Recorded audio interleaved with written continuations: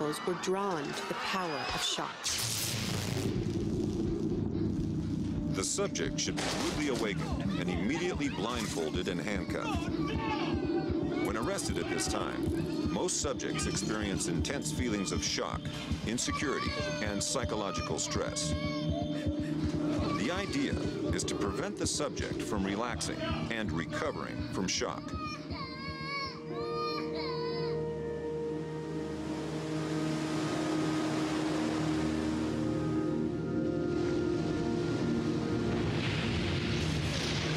Understood that just as prisoners are softened up for interrogation by the shock of their capture, massive disasters could serve to soften us up for his radical free market crusade.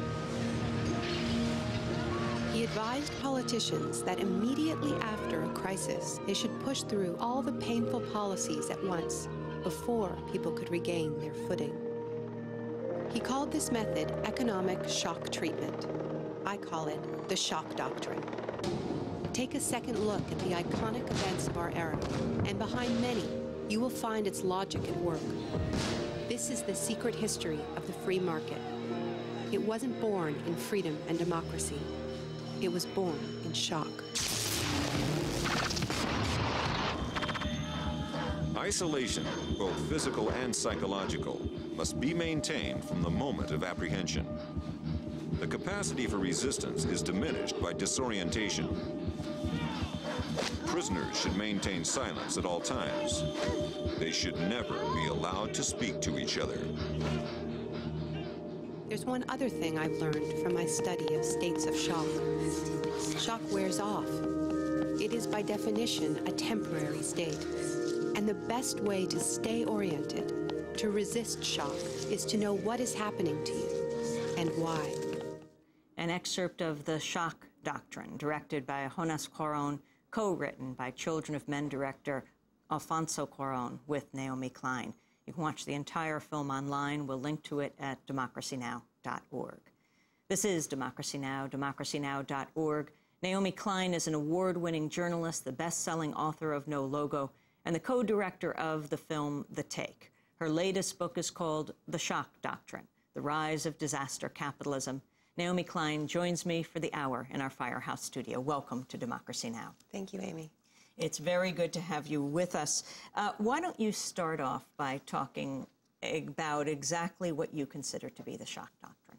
Well, the shock doctrine, like all doctrines, is a philosophy of power. It's a philosophy about how to achieve your political and economic goals. And this is a philosophy that holds that the best way, the best time to push through radical free market ideas is in the aftermath of a major shock. Now, that shock could be an economic meltdown, it could be a natural disaster, it could be a terrorist attack, it could be a war. But the idea, as you just saw in the film, is that these crises, these disasters, these shocks soften up whole societies. They discombobulate them. People lose their bearings, and a window opens up, just like the window in the interrogation chamber. And in that window, you can push through what economists call economic shock therapy. That's sort of extreme country makeovers. It's everything all at once. It's not, one reform here, one reform there, but the kind of radical change that we saw in Russia in the 1990s, that Paul Bremer tried to push through in Iraq after the invasion.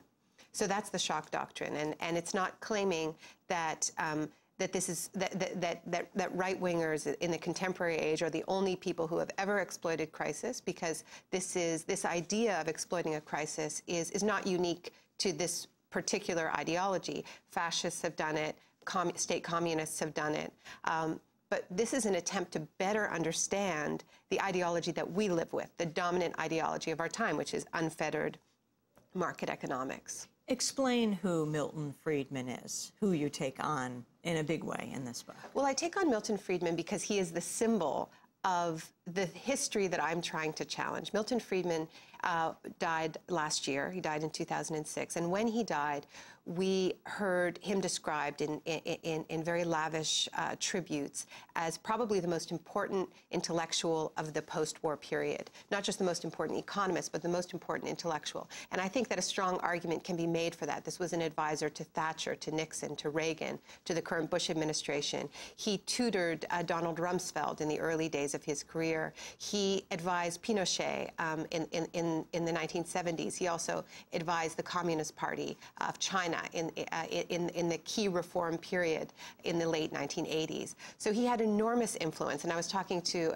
somebody the other day who described him as the Karl Marx for capitalism. And I think that's not a bad description, although I'm sure Marx wouldn't have liked it very much. But he was really a popularizer of these ideas. He had a vision of society in which the only acceptable role for the state was to enforce contracts and to protect borders. Everything else should be completely left to the market, whether education, national parks, the post office, everything that could be performed at a profit should be. And he really saw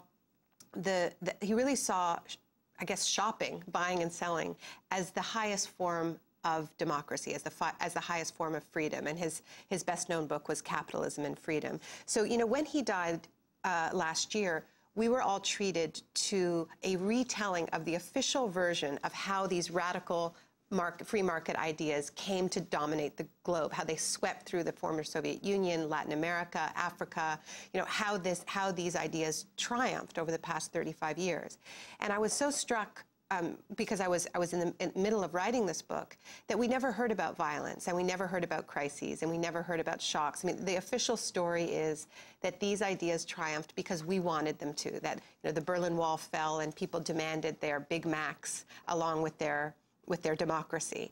And, you know, the official story of the rise of this ideology goes through Margaret Thatcher saying there is no alternative, to Francis Fukuyama saying history has ended, capitalism and freedom go hand in hand. And so what I'm trying to do with this book is tell that same story, the key junctures where this ideology has leapt forward, but I'm reinserting the violence, I'm reinserting the shocks, and I'm saying there is a relationship between massacres, between crises, between major shocks and body blows to countries, and the ability to impose policies that are actually rejected by the vast majority of the people on this planet. We're talking to Naomi Klein. Her new book is called The Shock Doctrine, The Rise of Disaster Capitalism. We'll be back with her in a minute.